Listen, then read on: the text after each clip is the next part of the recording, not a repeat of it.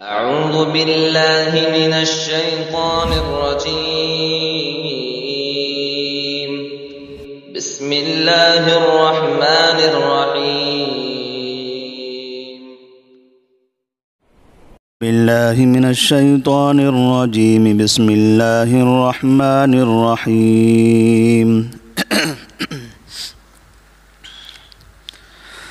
الحمد لله رب العالمين الرحمن الرحيم مالك يوم الدين. إياك نعبد وإياك نستعين. اهدنا الصراط المستقيم صراط الذين أنعمت عليهم غير المغضوب عليهم ولا الضالين.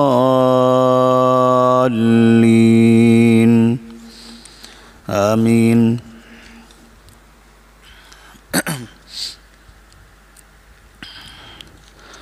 قرآن مجید کی پہلی سورۃ الفاتحہ کا درس چل رہا تھا. اس سے پہلے کے درس میں سورۃ الفاتحہ کی 3 آیتوں کی تفسیر ہو گئی تھی، جس میں اللہ تبارک و تعالیٰ کا تعارف اور اس کی تعریف 2 چیزیں بیان کی گئی کہ اللہ تبارک و تعالیٰ ہی تعریف کے حقدار ہے، تمام تعریفیں اللہ ہی کے لیے ہیں، اور اللہ لفظ اللہ یا اللہ تبارک و تعالیٰ کا ایسا نام ہے جو نام کسی اور کے لیے استعمال نہیں کیا جا سکتا.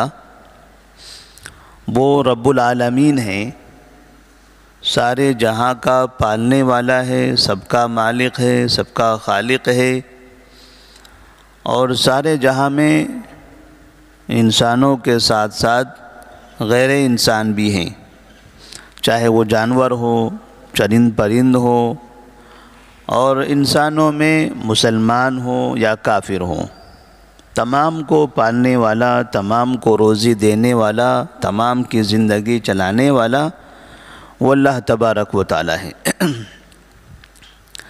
پھر اللہ تبارک و تعالیٰ نے فرمایا الرحمن الرحیم اپنے بارے میں کہ وہ رحمان اور رحیم ہیں. رحمان ایک ایسی رحمت ہے جو تمام لوگوں کو شامل ہے. اللہ تبارک و تعالیٰ کی رحمت اللہ کے تمام بندوں پر، تمام مخلوق پر شامل ہے. اللہ سب پر رحم کرتا ہے، حتیٰ کہ مسلمانوں کے ساتھ ساتھ کافروں پر بھی اللہ رحم کرتا ہے.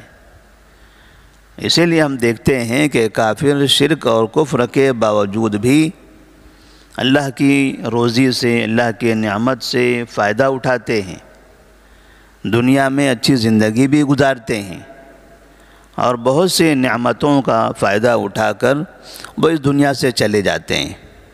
وہ ہماری نظروں کے سامنے ہیں، اور کبھی کبھار مسلمان ایسے لوگوں کی زندگی دیکھ کر یہ کہتا بھی ہے کہ ہم مسلمان ہیں، ہم اتنے پریشان ہیں، وہ کافر رہتے ہوئے اتنے خوشحال ہیں.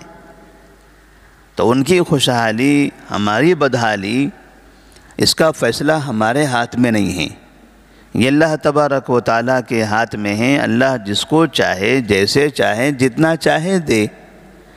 اور مومن اگر خوشحال ہو تو وہ اللہ کا شکر ادا کرے، اور اگر بدحال ہو، مومن کے لیے دنیا میں دنیاوی زندگی میں کوئی پریشانی ہو تو اس پر وہ صبر کرے.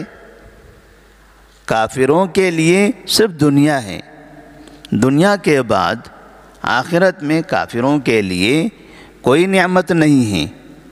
تو وہاں پر اللہ تبارک و تعالی مومنین کے لیے رحیم ہیں. رحیم ایسی رحمت ہے جو رحمت صرف مومنین کے لیے خاص ہے. وَكَانَ بِالْمُؤْمِنِينَ رَحِيمًا. اللہ تبارک و تعالی مومنین پر رحم کرتا ہے، اور اس رحمت میں مومنین کے ساتھ کافر شریک نہیں ہوں گے. وہ ایسی رحمت ہے کہ جس رحمت سے ایک مومن اپنا اللہ تبارک و تعالیٰ کی بنائی ہوئی جنت میں داخل ہوگا، اور پھر وہ تمنا کرے گا وہ خواہش کرے گا کاش کہ دنیا میں اس پر خوشحالی نہ آئی ہوتی، وہ ہمیشہ پریشان رہتا اور صبر کرتا رہتا، وہ تکلیفوں میں رہتا، صبر کرتا، تاکہ اس کا آج مجھے جنت میں اور بڑا بدلہ ملتا۔ کیونکہ مومن یہ دیکھے گا کہ دنیا میں اس نے جو پریشانیاں، جو تکلیفیں جھیلی تھی، جنت میں اس کے صبر کے حساب سے اس کو اعلیٰ مقام مل رہا ہے۔ جس نے زیادہ تکلیفیں اٹھائی ہیں اس کو زیادہ اونچا مقام ہے، تو وہ تمنا کرے گا کاش کہ دنیا میں اس پر رحم نہ ہوتا، وہ تکلیف میں ہی رہتا اور تکلیفیں گزار کر دنیا سے چلا جاتا، تاکہ آج جنت میں اسے اور مزید اعلیٰ مقام مل جاتا۔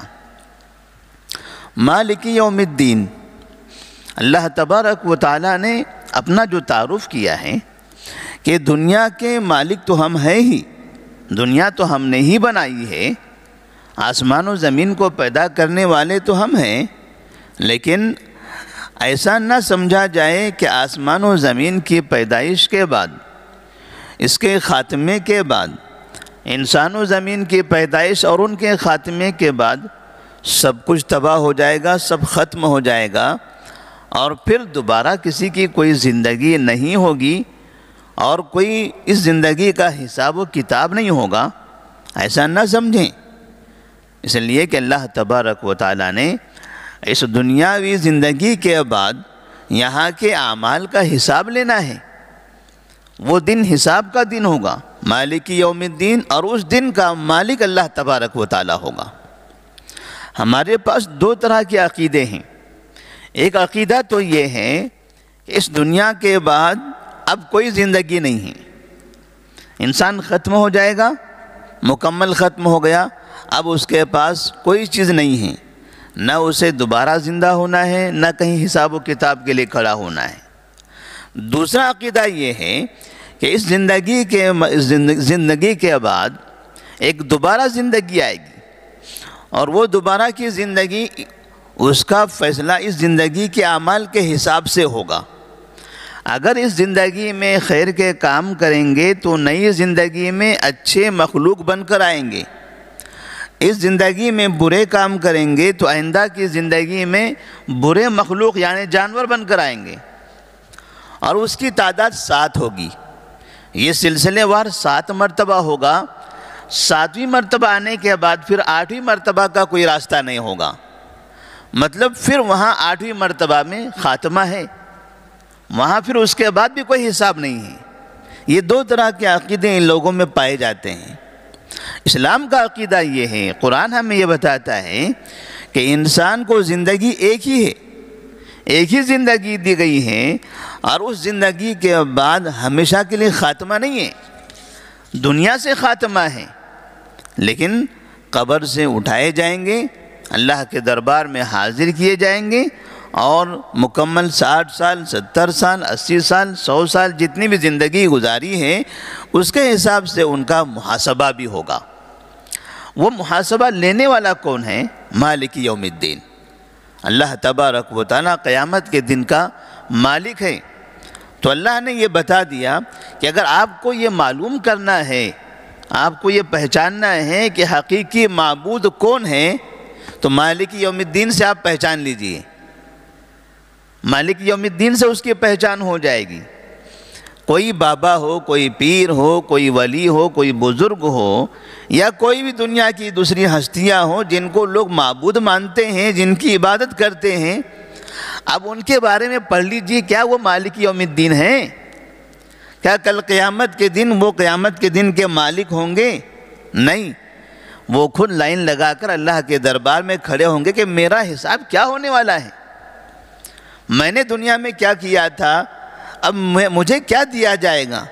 وہ اپنے حساب کی فکر میں ہوں گے، اور وہاں پر وہ مالک نہیں ہوں گے، وہاں پر وہ اللہ کے دربار میں حساب و کتاب کے لیے کھڑے ہوں گے۔ تو اس طرح سے مالک یوم الدین سے یہ فیصلہ ہو جاتا ہے کہ اللہ تبارک و تعالیٰ ہی خالق ہے، اللہ تبارک و تعالیٰ ہی معبود بھی ہے۔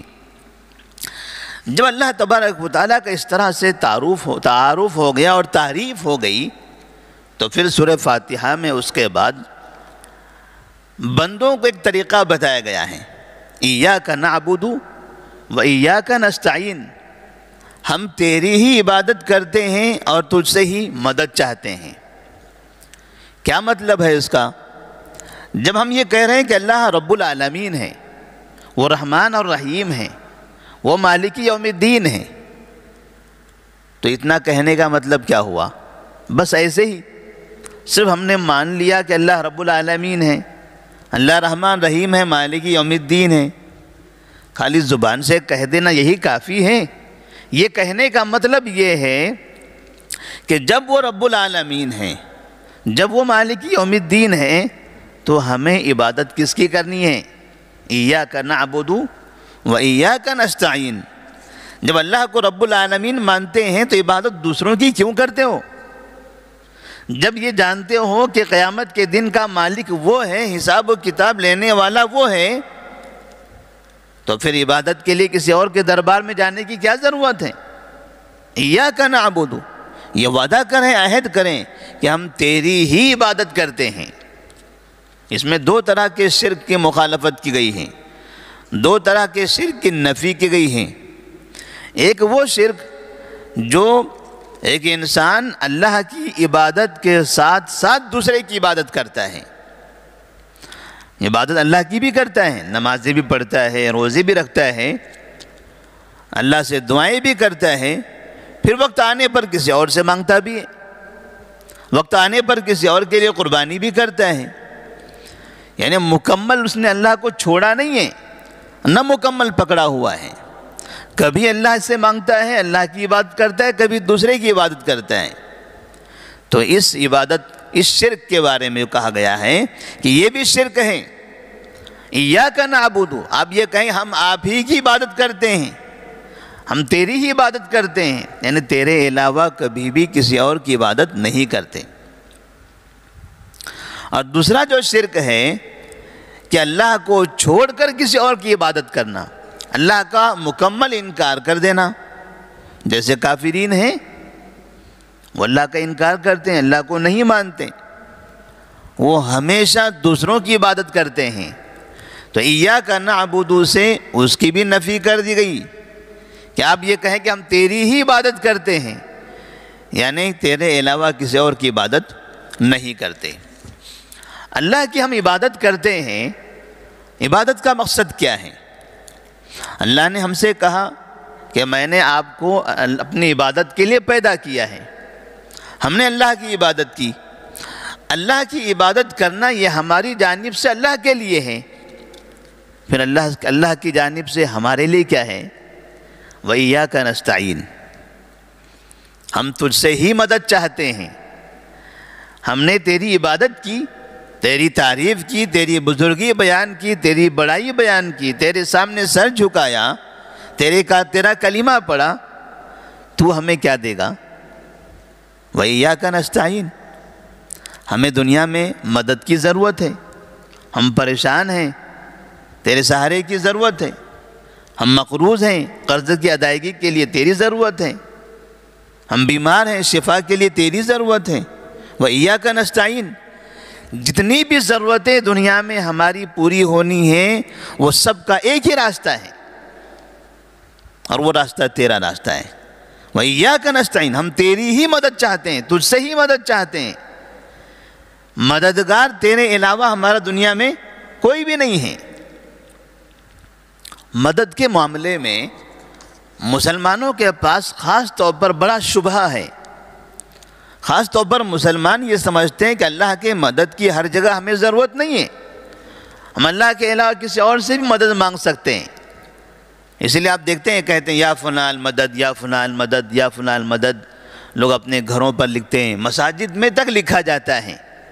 مسجدیں جو اللہ کا گھر ہے، اللہ کے گھر میں دوسروں کا حق، دوسروں کا نام، یعنی ان سے مدد مانگنے کا اعلان، اتنی بڑی بغاوت ہے اللہ تبارک و تعالیٰ سے۔ اپنے گھروں پر لکھ کر لگاتے ہیں، اپنی گاڑیوں پر لکھ کر لگاتے ہیں یا فلان مدد، الگ الگ لوگوں کے نام لکھتے ہیں۔ جب پوچھا جاتا ہے اللہ سے مدد مانگنا ہے، وَإِيَّاكَ نَسْتَعِينُ، عبادت اللہ کی ہم کر رہے ہیں تو مدد بھی اللہ ہی سے مانگنا ہے، اللہ کے علاوہ کسی اور سے مدد مانگنا جائز نہیں ہے۔ تو کہتے ہیں آپ گھر میں کھانا کس کی مدد سے کھاتے ہو؟ بیوی کی مدد سے۔ سامان کس کی مدد سے منگاتے ہو؟ بیٹے کی مدد سے۔ سفر کس کی مدد سے کرتے ہو؟ ڈرائیور کی مدد سے۔ یہ شرک نہیں ہوا پھر؟ آپ دنیا کے سارے کاموں کے لیے کسی اور کی مدد لے رہے ہو، کہیں بیوی کی مدد، کہیں بیٹے کی مدد، کہیں بھائیوں کی مدد، کہیں دوستوں کی، کہیں فلاں اور فلاں کی مدد، کہیں کافروں کی تک مدد لے رہے ہو۔ آپ کو ٹرین سے سفر کرنا ہے، کس کی مدد سے جا رہے ہو آپ؟ کون چلا رہا ہے وہ ٹرین؟ کوئی کافر شخص ہے؟ آپ اس کی مدد سے سفر کر رہے ہو۔ کافروں کی مدد لینا تمہارے نزدیک صحیح ہے اور بزرگوں کی مدد لینا جائز نہیں ہے، اللہ کے ولیوں کی مدد لینا جائز نہیں ہے، اللہ کے پیروں کی مدد لینا جائز نہیں ہے۔ یعنی اس طرح سے شبہے میں ڈال کر مسلمانوں کو گھما دیا جاتا ہے۔ کیا مطلب ہے اس کا؟ ہم کسی زندہ انسان کی مدد لیتے ہیں ان چیزوں میں جس کی اس کو طاقت رکھتا ہے۔ گھر میں ہم بیوی کی مدد لیتے ہیں کھانے پکانے میں، اس کی انہیں طاقت ہے، وہ زندہ موجود ہے اور اس کے پاس اس کی قوت موجود ہے۔ جس انسان کے ہاتھ میں اس کی قدرت ہے اور وہ زندہ ہو، اسے مدد لی جا سکتی ہے۔ نبی کریم صلی اللہ علیہ وسلم نے مکہ سے ہجرت کرتے ہوئے مدینہ کے اس راستے میں آپ نے کس سے مدد لیا تھا؟ مکہ کے ایک ایسے شخص سے جو کافر تھا۔ آپ نے اسے متعین کیا تھا کہ مجھے مکہ سے مدینہ تک پہنچا دیجیے، کیونکہ وہ شخص راستے کا ماہر تھا، وہ راستہ جانتا تھا، ایسا راستہ جانتا تھا جو راستے عام طور پر وہاں کے تاجرین نہیں جانتے تھے۔ عام راستے سب کو پتہ تھے، لیکن یہ آدمی عام راستوں کے علاوہ خفیہ راستے بھی جانتا تھا، ایسے راستے کہ اگر اس راستے سے میں محمد کو لے کر جاؤں تو عام راستے پر چلنے والے تاجرین محمد کو نہیں تلاش کر پائیں گے، نہیں پکڑ پائیں گے۔ اور نبی صلی اللہ علیہ وسلم کا منشا بھی یہی تھا کہ ہمیں ایسے راستے سے لے کر چلیں کہ جس راستے پر لوگ نہ آئیں اور سیدھے ہم مدینہ تک پہنچ جائیں۔ اس کافر سے آپ نے مدد لیا، وہ کافر زندہ تھا اور اس کے پاس یہ راستے کی مہارت موجود تھی، قدرت تھی۔ تو ایسا انسان جو زندہ ہو اور اس کے پاس اس کی قدرت موجود ہو، اس کی مدد لینا شرک نہیں ہے، یہ غیر اسلامی نہیں ہے۔ لیکن ایسا انسان جو زندہ نہ ہو اور جس کے پاس اس کی قدرت نہ ہو، اس سے کہا جائے کہ تم میری فلاں مدد کر، یہ شرک ہے، یہ غلط ہے۔ مثال کے طور پر کسی قبر کے سامنے جا کر آپ کھڑے رہیں اور اس سے کہیں تو میری مدد کر، وہ تو پہلے زندہ نہیں ہے، ہماری سنتا نہیں ہے، وہ مدد نہیں کر سکتا، اس کے پاس مدد کرنے کی قدرت نہیں ہے۔ اور پھر اگر ہم اس سے یہ کہہ سکتے ہیں کہ میں بے اولاد ہوں تو مجھے اولاد دے دے، یہ تو اور ناممکن بات ہے۔ کسی مردے کے سامنے، کسی قبر کے سامنے کھڑے ہو کر کسی ولی کو تصور کرتے ہوئے ہم اس سے یہ کہیں کہ تم مجھے اولاد دے دے، تم مجھے بیماری میں شفا دے دے، اولاد دینا یہ کس کی قدرت ہے؟ اللہ تبارک و تعالیٰ کی۔ بیماری سے شفا دینا یہ کس کی قدرت ہے؟ ابراہیم علیہ السلام نے کہا تھا وَإِذَا مَرِضْتُ فَهُوَ يَشْفِينِ۔ ابراہیم علیہ السلام اللہ کے خلیل، وہ کہتے ہیں جب میں بیمار ہوتا ہوں تو مجھے شفا میں نہیں دیتا ہوں، میں نبی ہوں، اللہ کا خلیل ہوں، مجھے شفا اللہ تبارک و تعالیٰ دیتا ہے۔ انبیاء کا یہ عقیدہ تھا کہ شفا دینے والا اللہ تبارک و تعالیٰ ہے، جبکہ کائنات میں اللہ کے بعد انبیاء سے بہتر کوئی نہیں ہے، انہیں شفا اللہ تبارک و تعالیٰ دے رہا ہے۔ اور مسلمانوں کا، بعض مسلمانوں کا یہ تصور ہے کہ ہمیں شفا دینے والے یہ قبر میں موجود لوگ ہیں، تو اس طرح سے ان سے یہ مدد مانگنا جو مدد کی قدرت نہیں رکھتے، اور خاص طور پر ایسی چیزوں کی مدد مانگنا جو مدد کرنے کا اختیار اللہ کے ہاتھ میں ہے، اگر وہ اختیار کسی اور کو دے دیا جائے تو یہ بڑا شرک ہوگا۔ تو قرآن کہتا ہے آپ عبادت کرو اللہ کی،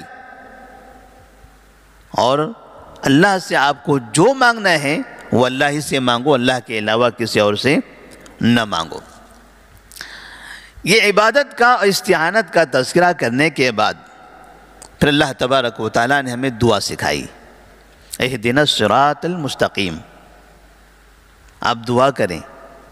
ایک مومن کو ہمیشہ یہ دعا کرنا چاہیے کہ اللہ تبارک و تعالیٰ مجھے سیدھی راہ دکھائے، مجھے حق پر چلائے، ورنہ بعض مرتبہ انسان ایک راستے پر چلتا ہے، 70 سال کی زندگی گزارنے کے بعد اسے احساس ہوتا ہے کہ جس راستے سے گزر کر میں آیا ہوں وہ غلط راستہ تھا، اور اب بہت دیر ہو گئی، اب اس راستے سے واپس جانے کا، یہاں سے ہٹنے کا کوئی راستہ نہیں دکھائی دے رہا ہے۔ آدمی زندگی گزارتا ضرور ہے، جیسے ہم نے دیکھا ہے اپنے آنکھوں سے ہمارے بڑوں کو، بہت سے بڑے ایسے ہیں جنہوں نے ساری زندگی شرک میں گزاری ہے، اسی کو وہ صحیح راستہ سمجھتے رہے، الگ الگ طرح کے رسم و رواج کرتے رہے، ان رسم و رواج کو بڑھاوا دیتے رہے، بڑی محبت سے، بڑی لگن سے، بڑی جستجو سے، بڑے اہتمام سے وہ رسم و رواج اپناتے رہے۔ آج ہمیں احساس ہو رہا ہے کہ وہ غلط تھے، انہوں نے اسی کو صحیح سمجھا، اسی پر ساری زندگی انہوں نے گزار دی۔ اب محسوس ہو رہا ہے کہ نہیں، یہ رسم و رواج، یہ طریقے، یہ اسلام کے طریقے نہیں ہیں، لیکن انہوں نے اسی راستے پر زندگی گزار دی۔ اللہ سے دعا یہ کرنا چاہیے کہ یہ مختصر سی زندگی ایک بار کی زندگی ہے، یہ زندگی ایک ہی مرتبہ کی ہے، لہذا ہمیں تو سیدھا راستہ بتا، جو راستے پر ہم چلنا چاہتے ہیں وہ راستہ سیدھا بنا دے، یا جو سیدھا راستہ ہے اس راستے کو ہمارے لیے ہموار کر دے۔ اہدنا الصراط المستقیم۔ لیکن وہ راستہ کون سا ہے، کیسے ہم پہچانیں گے؟ ہمارے پاس تو راستے الگ الگ بتائے جاتے ہیں، لوگ پریشان ہیں کہ کون سے راستے پر جاؤں، یہ فلاں راستہ دکھاتا ہے، وہ فلاں راستہ دکھاتا ہے، یہ فلاں راستہ دکھاتا ہے، تو کس کے راستے پر ہم چلیں گے؟ صراط الذین انعمت علیہم، ان لوگوں کا راستہ جن پر تو نے انعام کیا ہے۔ کون ہیں وہ؟ جن پر اللہ تبارک و تعالیٰ کا انعام ہوا ہے۔ تو اللہ تبارک و تعالیٰ نے قرآن مجید میں ان کے بارے میں فرمایا، وَمَن يُطِعِ اللَّهَ وَالرَّسُولَ فَأُولَٰئِكَ مَعَ الَّذِينَ أَنْعَمَ اللَّهُ عَلَيْهِمْ مِنَ النَّبِيِّينَ وَالصِّدِّيقِينَ وَالشُّهَدَاءِ وَالصَّالِحِينَ۔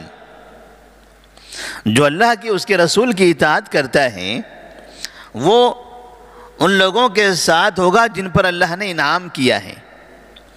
کن پر اللہ نے انعام کیا ہے؟ نبیین، انبیاء پر، صدیقین، شہداء اور صالحین پر۔ جو انبیاء ہیں، جو صدیقین ہیں، جو شہداء ہیں، جو صالحین ہیں، نیک لوگ ہیں، ان لوگوں پر اللہ تبارک و تعالیٰ کا انعام ہوا ہے، اور ان لوگوں کا راستہ یہ سیدھا راستہ ہے جو اس راستے پر چلے گا۔ اور وہ راستہ کون سا راستہ ہے جس پر انبیاء چلے ہیں؟ وہ اللہ کا بتایا ہوا راستہ۔ صدیقین، شہداء اور صالحین جس راستے پر چلے ہیں وہ کون سا راستہ ہے؟ وہ نبی کا بتایا ہوا راستہ۔ لہذا اب اگر کوئی مومن ان کے راستے پر چلتا ہے تو مطلب یہ ہوا کہ وہ اللہ اور اس کے رسول کے راستے پر چلتا ہے۔ تو جہاں ہمیں یہ بتایا گیا کہ انبیاء، صدیقین، شہداء اور صالحین کے راستے پر چلنا ہے، وہیں دو راستے سے بچنا ہے۔ دو ایسے راستے ہیں جن راستوں پر عام طور پر ہم چلتے ہیں، اور ان راستوں کے بارے میں قرآن نے پہلے ہی سورے کے اندر بتا دیا۔ پورا قرآن باقی ہے، ابتدا میں ہی توحید کی تعلیم دے دی، اچھے لوگوں کا راستہ بتا دیا اور برے راستے سے منع کر دیا۔ دو برے راستے ہیں۔ ایک برا راستہ ہے سرکشی، ہٹ دھرمی۔ آپ کے سامنے حق بولا جائے، آپ حق نہ مانیں، انکار کر دیں، نہیں مجھے نہیں ماننا ہے، میں نہیں عمل کروں گا اس کے اوپر، مجھے نہیں سننا ہے تمہاری یہ باتیں، مجھے نہیں پڑھنا ہے وہ کتابیں، میں نہیں جانتا یہ حدیث کیا ہوتی ہے۔ ہٹ دھرمی۔ اور دوسرا ہے جہالت، نہیں معلوم کرنا، نماز پڑھ رہے ہیں مگر صحیح ہے، صحیح ہو رہی ہے نہیں ہو رہی ہے مجھے نہیں پتہ ہے، میں دنیا کے کاموں میں مصروف ہوں، میری نماز صحیح ہے نہیں صحیح ہے مجھے اس کے علم کی ضرورت نہیں ہے، میں جانتا بھی نہیں ہوں، میں اس کے لیے کوشش بھی نہیں کرتا ہوں، جاہل کا جاہل رہ جاتا ہوں۔ تو جو دین پر عمل کر رہے ہیں، جو عبادت کر رہے ہیں، میں اس کو سیکھنا بھی نہیں چاہتا، میں اس پر جاہل ہوں، یہ بھی برا راستہ ہے، اور کوئی مجھے بتائے میں ماننا بھی نہیں چاہتا، یہ بھی برا راستہ ہے۔ تو قرآن کہتا ہے غیر المغضوب علیہم ولا الضالین، یہ دو راستوں پر آپ نہ چلیں۔ کوئی اگر آپ کو بتائے تو آپ انکار نہ کرو، اس راستے پر عمل کرو، سنو وہ راستہ، صحیح راستے کو قبول کرنے کی کوشش کرو، عناد اور سرکشی مت کرو، ہٹ دھرمی مت کرو، حق راستے کا انکار مت کرو، کیونکہ یہودیوں نے ہٹ دھرمی کر کے، سرکشی کر کے ساری دنیا کے اندر گمراہی پھیلائی ہوئی ہے۔ اللہ تبارک و تعالیٰ کے نزدیک سب سے ناپسندیدہ مخلوق بن گئی یہودی، کیونکہ وہ ہٹ دھرمی کرتے تھے، حق کو مانتے نہیں تو سرکشی کرتے تھے۔ اور دوسرے ولا الضالین، غیر المغضوب علیہم، ان لوگوں کے علاوہ جو مغضوب ہیں اور ضالین ہیں۔ مغضوب جس پر اللہ کا غضب نازل ہوا، جس پر اللہ تعالیٰ غصہ ہوا، اور ضالین جو گمراہ ہوئے، جو بھٹک گئے۔ کیوں بھٹک گئے؟ علم نہ ہونے کی بنا پر۔ اس کا مطلب یہ ہوا کہ علم نہ ہو تو آدمی کو علم حاصل کرنے کی کوشش کرنا چاہیے۔ کوئی یہ نہ کہے کہ ہم تو جاہل آدمی ہیں، بس ہم عبادت کرتے ہیں، اللہ تعالیٰ ہی قبول کرنے والا ہے، یہ بہانہ کافی نہیں ہے۔ علم نہیں ہے، میں انشاءاللہ علم حاصل کرتا رہوں گا، معلوم کرتا رہوں گا، پوچھتا رہوں گا، اور صحیح جو طریقہ ہے اس راستے پر عمل کرتا رہوں گا۔ یہود و نصارہ کی یہی بیماری رہی، یہودیوں کے سامنے حق بتایا گیا وہ انکار کرتے گئے، سرکشی کرتے گئے، اور نصارہ نے علم حاصل کرنے کی کوشش ہی نہیں کیا۔ یہ دونوں چیزیں ہمارے اندر موجود ہیں۔ قرآن کہتا ہے یہ دونوں راستے پر کبھی نہیں چلنا ہے۔ غیر المغضوب علیہم ولا الضالین، یہاں سورۃ الفاتحہ ختم ہو جاتی ہے۔ قرآن مجید کی یہ سورہ سورۃ الفاتحہ جب ہم نماز میں پڑھتے ہیں ولا الضالین تو آمین کہتے ہیں۔ فَإِذَا قَالَ الْإِمَامُ غَيْرِ الْمَغْضُوبِ عَلَيْهِمْ وَلَا الضَّالِّينَ فَقُولُوا آمین۔ نبی صلی اللہ علیہ وسلم فرماتے ہیں کہ جب امام یہ آیت پڑھے تو تم آمین کہو۔ ایک روایت میں ہے کہ آپ نے آمین کہا وَمَدَّ بِهَا صَوْتَهُ، اور اپنی آواز کو کھینچا، آمین، آپ نے مد کر کے، مد ہم جانتے ہیں قرآن مجید میں مد کرتے ہیں یعنی کھینچتے ہیں، وَمَدَّ بِهَا صَوْتَهُ، آمین کہتے ہوئے آپ نے مد کیا یعنی کھینچ کر پڑھا۔ اور ابن ماجہ کی روایت ہے، سنن ابن ماجہ میں موجود ہے کہ نبی کریم صلی اللہ علیہ وسلم کے پیچھے مسجد نبوی میں صحابہ رضی اللہ تعالیٰ عنہم جب نماز پڑھتے تھے اور آپ صلی اللہ علیہ وسلم غیر المغضوب علیہم ولا الضالین پر پہنچتے، سورہ فاتحہ ختم ہوتی تو صحابہ اتنی زور سے آمین کہتے کہ پوری مسجد گونج اٹھتی۔ تو سورہ فاتحہ کے آخر میں آمین کہنا ہے۔ آمین کا مطلب ہوتا ہے اے اللہ اہدنا الصراط المستقیم صراط الذین انعمت علیہم غیر المغضوب علیہم ولا الضالین، یہ جو دعا مانگی گئی ہے کہ مجھے سیدھا راستہ انبیاء، صدیقین، شہداء، صالحین کا راستہ بتا، یہود و نصارہ کے راستے سے بچا لے، اے اللہ تو ہماری اس دعا کو قبول کر لے۔ تو اللہ سے دعا ہے کہ اللہ تبارک و تعالی ہماری اس دعا کو قبول فرمائے، ہمیں سیدھی راہ بتائے، ہمیں صحیح راستے پر چلائے، سرکشی سے اور جہالت سے ہم سب کو بچائے۔ ہمیشہ اللہ تبارک و تعالیٰ کا شکر ادا کرنے، اللہ تبارک و تعالیٰ کی عبادت کرنے کی توفیق عطا فرمائے، شرک سے، بدعت و خرافات سے ہم سب کو بچائے۔ والسلام علیکم ورحمۃ اللہ وبرکاتہ۔